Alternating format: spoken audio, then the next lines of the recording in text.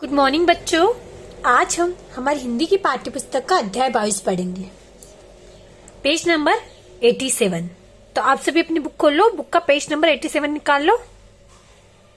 क्या है? एक कहानी है, ठीक है। क्या नाम है इस कहानी का? न्याय मंत्री। अब न्याय मंत्री किसको बोलते हैं? न्याय मंत्री जो न्याय करने वाला होता है ना। न्याय का दायित्व रहता है जिसके ऊपर। न्याय करना मतलब क्या सही है क्या गलत है, इस बात का न्याय करना।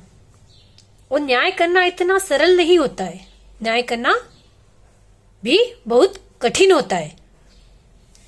तो आज हम इस पाठ में यही पढ़ेंगे कि न्याय मंत्री के लिए न्याय करना कितना कठिन होता है। अध्याय 22 न्याय मंत्री। यह पाठ सत्य पर आधारित है। किस चीज पर आधारित है? पाठ सत्य पर आधारित है।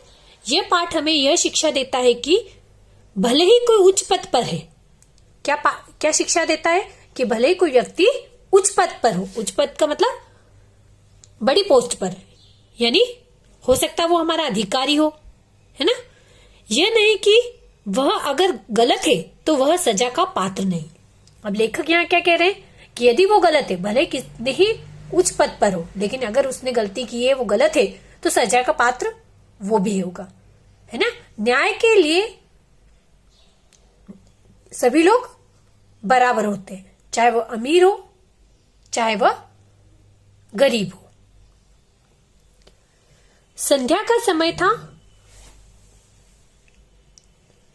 चारों ओर अंधेरा फैल चुका था।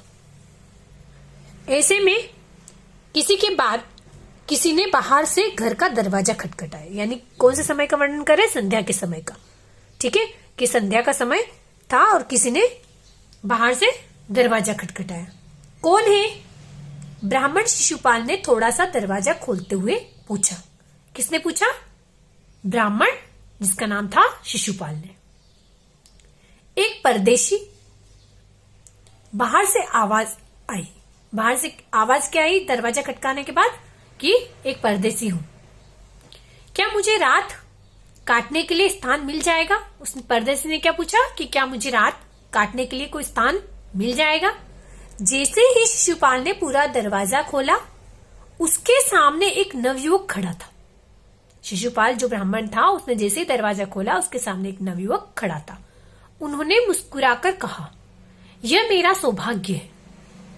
उस ब्राह्मण ने क्या कहा कि ये मेरा सौभाग्य है। अतिथि के चरणों से यह घर पवित्र हो जाएगा, आइए पधारिए। क्या कहा? अतिथि मतलब जो मेहमान हमारे घर आते हैं उनको क्या बोलते हैं? अतिथि।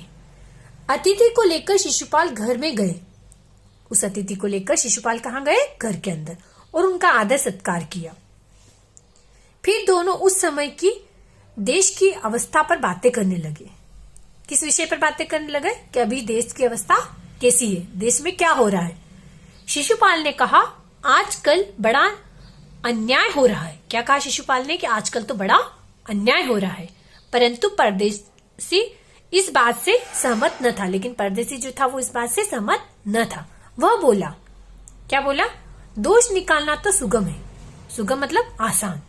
अगर हम दोष निकालते हैं किसी की गलतियों के, वो तो बहुत आसान है, परंतु कुछ करके दिखाना कठिन। लेकिन क्या कहा कि कुछ करके दिखाना बड़ा ही कठिन है। शिशुपाल बोले, अवसर मिले तो देखा दूंगा कि। क्या कहा? कि अवसर मिले तो दिखा दूंगा कि न्याय किसे कहते हैं। क्या कहा शिशुपाल ने? कि अगर मुझे अवसर मिले तो मैं दिखा दूंगा कि न्याय किसे कहते हैं। तो आप अवसर चाहते हैं? हाँ, अवसर चाहता हूं। फिर कोई अन्याय नहीं होगा। क्या कहा? कि फिर कोई अन्याय नहीं होगा। बिल्कुल सही। क्या कहा यहाँ पे? बिल्कुल नहीं। बिल्कुल सही नहीं, बिल्कुल नहीं। कोई अपराधी दंड से न बचेगा। नहीं? परदेसी ने मुस्कुराकर कहा, अब बहुत कठिन काम है। ये तो बड़ा कठिन काम है। ब्राह्मण के लिए कुछ भी कठिन नहीं है। मैं न्याय का डंका बजाकर दिखा दूंगा। क्या कहा ब्राह्मण ने? कि मेरे न्याय की ब्राह्मण के लिए कुछ भी कठिन नहीं है। अब ये देखो, एक घर दिख रहा, ये कौन है? ब्राह्मण है। ब्राह्मण शिशुपाल। और ये क्या है? परदेसी। परदेसी धीरे से मुस्कुराए। जो परदेसी थे वो धीरे से मुस्कुराए पर कुछ न बोले, पर बोले मुंह से कुछ भी नहीं। फिर कुछ देर बाद वे सो गए। सुबह उठकर परदेसी ने शिशुपाल को धन्यवाद देकर उनसे विदा ली। सुबह क्या ली उनने? जो परदेसी था उसने विदा ली, मतलब जाने लगा। कुछ दिनों बाद शिशुपाल के घर कुछ सिपाही आए और उन्हें दरबार में चलने के लिए कहा। कहाँ लेके गए? दरबार में। शिशुपाल सहम गए मतलब डर गए। वे समझ नहीं सके कि सम्राट ने उन्हें क्यों बुलाया है। कौन सी बात नहीं समझ पाए कि सम्राट ने उन्हें क्यों बुलाया है। कहीं वह अब क्या सोचने लगे, कहीं उस परदेसी ने तो सम्राट से झूठी सच्ची शिकायत नहीं कर दी। दरबार में पहुंचकर शिशुपाल का कलेजा धड़कने लगा जब उन्होंने देखा कि परदेसी ही सम्राट अशोक है। क्या देखा कि परदेसी कौन है? सम्राट अशोक।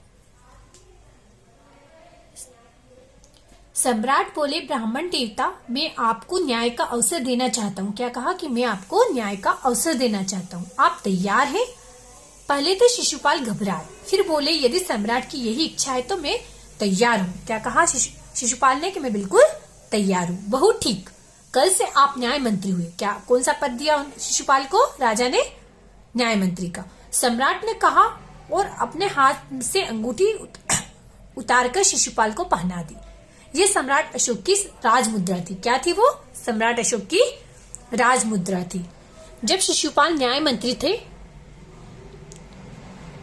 उन्होंने राज्य की समुचित व्यवस्था करना आरंभ कर दिया। समुचित मतलब सारी व्यवस्था करना आरंभ कर दिया। उनके प्रबंध से राज्य में पूरी तरह शांति रहने लगी। क्या रहने लगी? शांति रहने लगी। किसी को किसी प्रकार का भय नहीं था। किसी को भय मतलब डर, किसी को भी किसी प्रकार का डर नहीं था। लोग दरवाजे तक खुले छोड़ जाते थे। चारों तरफ न्याय मंत्री के सुप्रबंध और न्याय की धूम मच गई थी। मतलब न्याय मंत्री के न्याय और प्रबंध की धूम मच गई थी। लगभग 1 महीने बाद किसी ने रात में एक पहरेदार की हत्या कर दी। 1 महीने बाद सुबह होते ही यह बात चारों ओर फैल गई। कौन सी बात? कि किसी ने पहरेदार की हत्या कर दी। लोग बड़े हैरान थे। शिशुपाल की तो नींद ही उड़ गई। उन्होंने खाना पीना छोड़कर अपराधी का पता लगाने में रात दिन एक कर दिया। किस लिए कर दिया? रात दिन एक? अपराधी का पता लगाने के, आखिर अपराध किसने किया। बहुत प्रयत्न करने के बाद एक अपराधी का पता चला तो शिशुपाल के आश्चर्य का ठिकाना न रहा। मतलब जब पता चला तो शिशुपाल का जो आश्चर्य उसका ठिकाना न रहा। स्वयं सम्राट ने उस पहरेदार की हत्या की थी। क्या पता चला? कि स्वयं सम्राट ने ही उस पहरेदार की हत्या की थी। सम्राट को अपराधी घोषित करना बहुत ही कठिन काम था। आप सोचो, एक सम्राट ने ही उस पहरेदार की हत्या की है और सम्राट को ही अपराधी घोषित करना कितना कठिन काम है, क्योंकि सम्राट है ना, एक उच्च पद पर आसन है, तो सम्राट को ही अपराधी साबित करना कितना मुश्किल काम है। शिशुपाल करे भी तो क्या करे। अब वो सोच रहा है आखिर मैं करूं भी तो क्या करूं। एक और वे न्याय मंत्री थे और दूसरी ओर सम्राट के सेवक। मतलब एक तरफ तो क्या थे? न्याय मंत्री थे और दूसरी तरफ क्या थे? सम्राट के सेवक। परंतु न्याय की दृष्टि में सम्राट और साधारण व्यक्ति में कोई अंतर नहीं होता। अगर न्याय की दृष्टि से देखें तो क्या होगा? सम्राट और साधारण व्यक्ति में कोई अंतर नहीं होता। अगले दिन शिशुपाल दरबार में पहुंचे। अगले दिन कहाँ पहुंचे? वो दरबार में पहुंचे। सम्राट अशोक सिंहासन पर बैठे हुए थे। सम्राट मतलब राजा। अशोक कहाँ बैठे हुए थे? सिंहासन पर बैठे हुए थे। आते ही उन्होंने शिशुपाल से पूछा। क्या पूछा शिशुपाल से? मतलब राजा तो होते सम्राट का, लेकिन राजाओं के राजा यानी जो बहुत प्रभावशाली राजा होते हैं उसको क्या बोलते हैं? सम्राट बोलते हैं।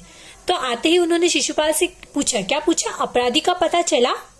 न्याय मंत्री ने साहसपूर्वक कहा, जी हाँ चल गया। क्या कहा न्याय मंत्री ने? कि जी हाँ चल गया। तो फिर उसे उपस्थित करो। क्या कहा? कि फिर उसे क्या करो? उपस्थित। उपस्थित यानी मौजूद, प्रेजेंट है ना, उसे उपस्थित करो, यहाँ लेकर आओ दरबार में। ऐसा किसने कहा? सम्राट ने कहा। न्याय मंत्री कुछ रुके।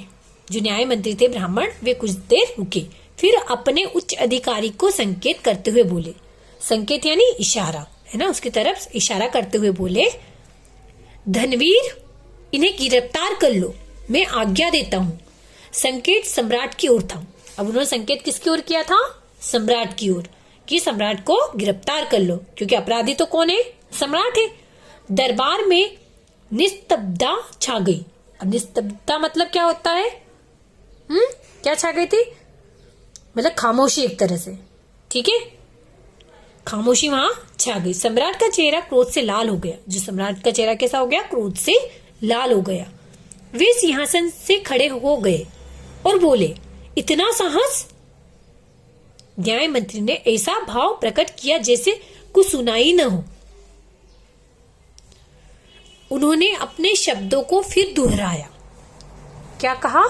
उन्होंने जो शब्द पहले बोले थे उन्हीं को ही वापस से दोहराया। धनवीर, देखते क्या हो, अपराधी को गिरफ्तार करो।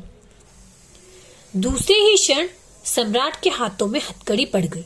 मतलब दूसरे ही पल, क्षण मतलब पल, क्या हो गया? सम्राट के हाथों में हथकड़ी पड़ गई। न्याय मंत्री ने कहा, अशोक।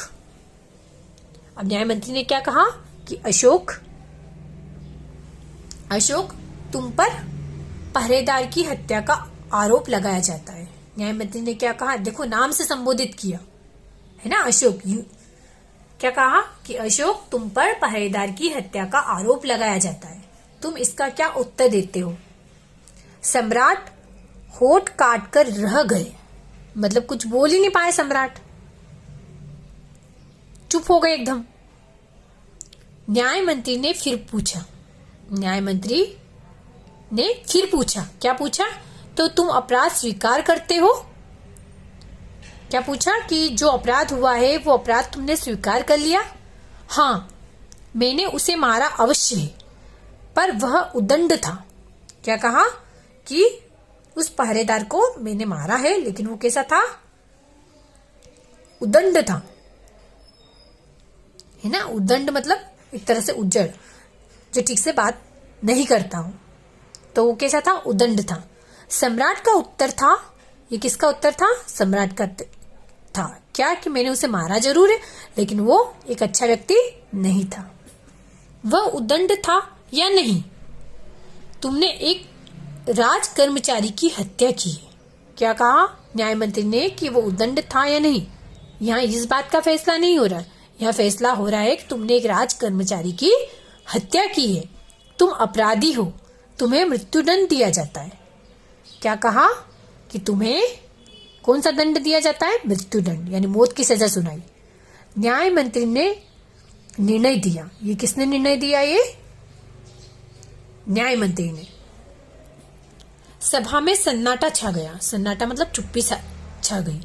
न्याय मंत्री का निर्णय सुन सम्राट ने सिर झुका लिया। जब न्याय मंत्री ने निर्णय किया कि अपराधी को मृत्युदंड दिया जाए, तो ये सुनकर सभा में क्या हुआ? सन्नाटा छा गया और सम्राट ने भी सिर झुका लिया।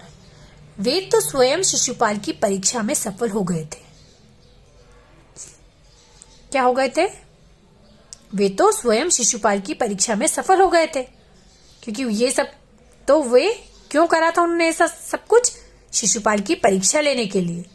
क्योंकि जब वे परदेसी बन के उनके घर गए थे, तब आपस में उनमें जो बातचीत हुई थी